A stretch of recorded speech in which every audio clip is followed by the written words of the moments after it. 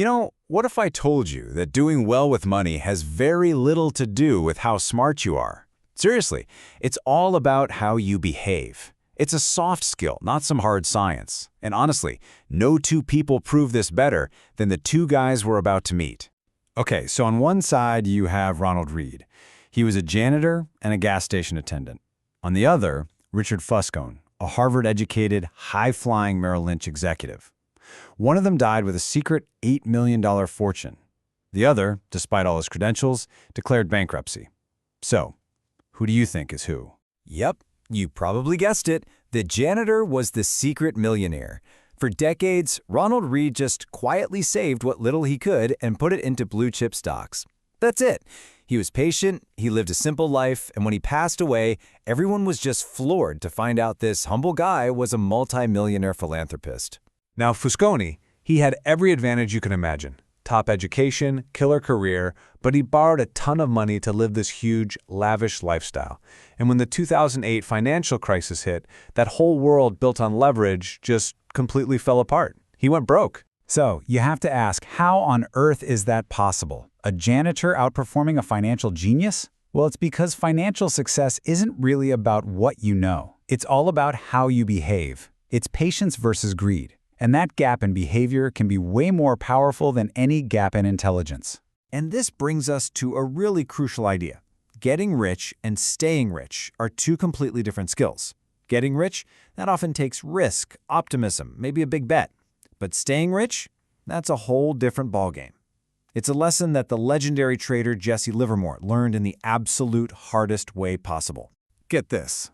During the 1929 market crash, Livermore made the equivalent of $3 billion today, in a single day. The man was an absolute master at getting rich. But just 4 years after that incredible success, he was wiped out. He lost it all. The very same overconfidence that built his fortune was exactly what destroyed it. See, he had mastered the art of getting wealthy, but he had no clue how to stay wealthy. Staying wealthy isn't about making big, flashy moves. It's about survival. It's a totally different mindset. It means having some humility and even a little bit of paranoia, that healthy fear that everything you've made can be taken away just as fast as you earned it. So how did a guy like Ronald Reed, the janitor, pull it off? How do you actually play that long game and win? Well, it comes down to two simple, and I think really underappreciated superpowers that are available to every single one of us: time and temperament. Think about how an ice age starts for a second. It's not some single catastrophic freeze. It's just a summer that isn't quite warm enough to melt all of the previous winter's snow. That tiny leftover layer of snow then makes it a little easier for more snow to stick around the next year, and so on, compounding over centuries into giant sheets of ice. This quote nails it. It's the perfect metaphor for how wealth compounds. Small, consistent savings, when you give them enough time, can grow into an absolute fortune. It's not about the size of your returns each year. It's about consistency and the amount of time you give them to grow. Just look at this comparison between Warren Buffett and the hedge fund manager Jim Simons. Simons' average annual returns are an incredible 3 times higher than Buffett's, and yet Buffett is astronomically wealthier. Why? Because Buffett started investing when he was 10 years old. His real superpower isn't just his skill, it's time. And that brings us to the second superpower: temperament. I love this definition of a genius from Napoleon. For investing, it's perfect. It's not about making these brilliant, complex moves. It's about consistently not making dumb ones, especially when everyone around you is panicking. It's all about keeping your head when everyone else is losing theirs. Okay, so we've talked a bit about the how of building wealth, but what about the why? I mean, is the goal really just to get the fast car and the big house? The real reward, the real dividend of money, is something so much more valuable than that. Let me introduce you to the man-in-the-car paradox. Think about it. When you see someone drive by in a flashy Ferrari, you don't really think, wow, that driver is so cool.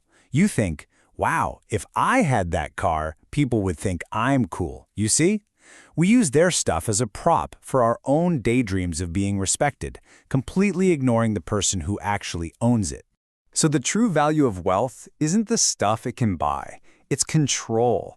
A psychologist named Angus Campbell found that the single most powerful predictor of happiness is having a strong sense of control over your own life. It's more important than your salary, the size of your house, or your job title. And this is what that control actually looks like. A little bit of savings means you can take a sick day without stressing about money. A bit more means you can handle a layoff without desperation. Even more lets you walk away from a job you hate to find one you love. And eventually, it lets you retire when you decide you're ready. That right there is the highest dividend money will ever pay. So let's bring this all home.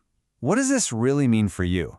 When you start to put all these lessons together, it really boils down to one simple question: knowing what game you're actually playing.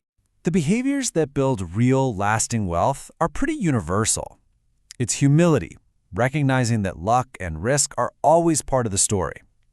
It's patience, just letting compounding do its incredible work over decades.